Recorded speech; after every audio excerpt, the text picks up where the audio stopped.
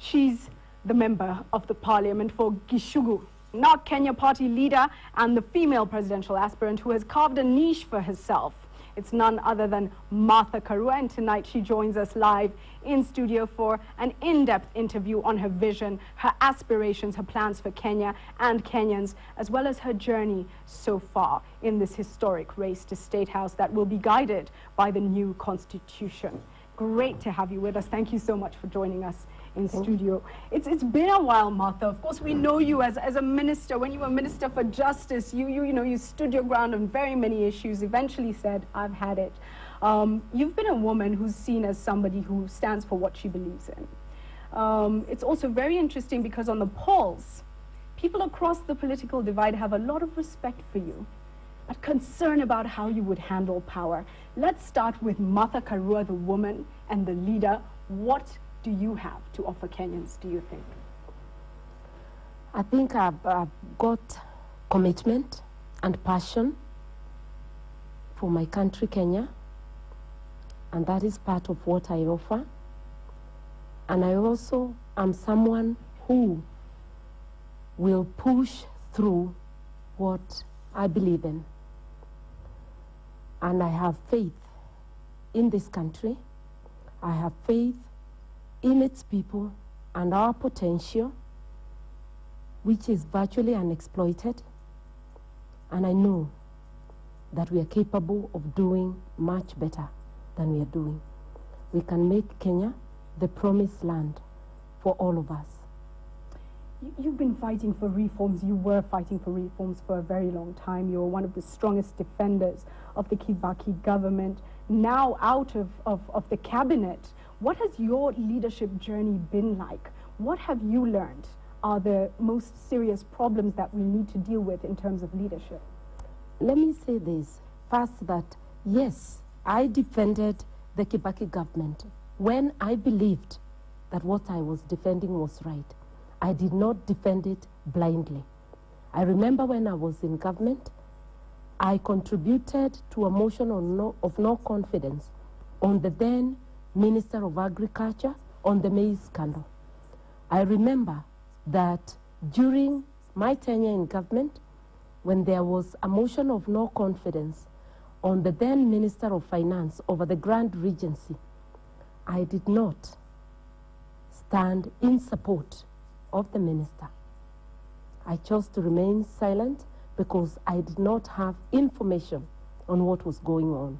I didn't just support the Kibaki regime. I supported what I thought was right, and when we differed on principle, I left. Where are our biggest failures? You say, we have all this potential. Where have we failed? And the greatest failure in discipline, and in terms of the country, is a failure to respect and adhere to the rule of law. And the other failure is waste of public funds. People not honoring their positions of responsibility and waking up every morning to exploit negatively the positions of responsibility for self-enrichment rather than for the public good. I believe that with the respect for rule of law, making sure that all people are treated equally under the law, it means that from the smallest to the mightiest, transgressors must be dealt with in accordance with the law. In a nutshell, we must fight impunity. Impunity, corruption, those are the greatest enemies that we have. So with the reforms in place in a new constitution, is it failure to implement that has been the problem? That's what we've seen. Even the election date is a matter of impunity. You cannot possibly take elections to the 6th year. And everybody knows that. That's why the government in the first place had brought a motion in Parliament to extend the time for elections to December this year, to then talk of March. It's impunity itself. This is a new constitution, which everybody expects to bring in a new dawn. But things are being done the same way. Appointments, we have seen now manipulation of appointments. names that are questionable, even after rejection by Parliament being brought back and hurriedly passed. It means that we have such obstacles in getting the Constitution implemented faithfully. And right now there is a storm over the appointment of commissioners. So for Kenya and Kenyans to get what is due to them within the framework of the new Constitution, which is a framework of hope, we need to implement that document faithfully. And that's one thing I can promise Kenyans I will do. That you would do. I'm a stickler for the rule of law. Yes. Let's come to the issue, the very real issues Yeah. in this presidential race, Martha. Yeah. You're sitting in a field where most of the candidates are negotiating based on their blocks. Sit down and say, I have 4 million, how many do you have? You don't have enough. And how, Martha, are you going to counter that? Gichugu has voted you in repeatedly for, is it 4 terms now? 4 times. 4 terms. Yes. Do you have support of Gichugu? A question many people ask is, what is Central Kenya's response to you? Does it matter? Are you looking for the national vote, and how are you getting that vote? How are you planning to get that vote? Every vote duly matters to me. I'm looking for votes in the 47 counties of Kenya. Central exists as a geographical region, but it is now 5 counties, which include my home county, Kirinyaga. And I am confident that I'll get votes from overwhelming votes from my county and good number of votes from each of the 5 counties. I'm also confident that I'll get votes from the 13 counties of the Rift Valley, which stretch from Loitoktok to Turkana, from Samburu to Kericho, and I'm confident that I'll get votes in all the 47 counties of Kenya. Yes. Let's talk about that search for votes. You're a woman in what really is a very male-dominated field. Going door to door, I understand, and holding county hall meetings is a key part of your campaign strategy. How have you been received in the grassroots by the communities? What are they asking you? What are they saying? What's the mood around your campaign? Overwhelmingly well, and I've traveled to almost all the counties. It's been amazing. It's been an inspirational journey, and I have a lot of hope. It has encouraged me to go on. Kenyans are willing to engage, are willing to listen, and they have issues that are similar to the poor. It's where their next meal is coming from. To the woman in Kacheliba, to the woman in Lamu or Hola, they'll be worried about distances they have to cover to get water. They'll be worried about their children getting education, about health. The main issues are similar almost everywhere. And then there are specific issues for each county. And this is a conversation we are having with citizens, that after all, we are all human beings with similar needs. Why don't we coalesce together with unity of purpose to conquer these problems? We discuss why these problems are there. Issues about the need to fight corruption, the need to fight impunity, the fact that tribalism is only a subject politicians bring about when the vote is near.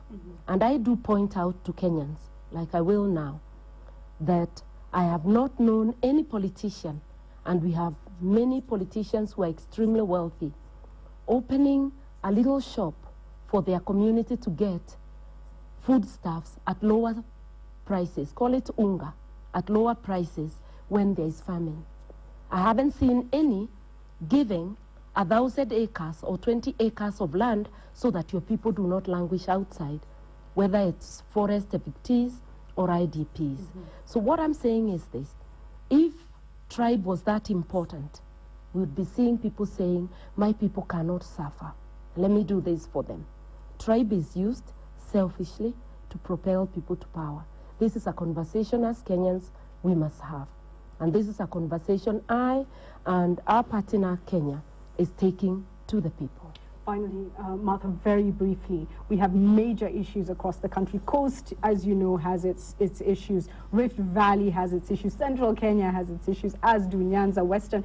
Everywhere you go in Kenya, there are major issues that need to be dealt with. We're going into a new system under under our constitution now. What pledge can you make to Kenyans right across the country about your leadership and dealing with these very real issues that they are facing?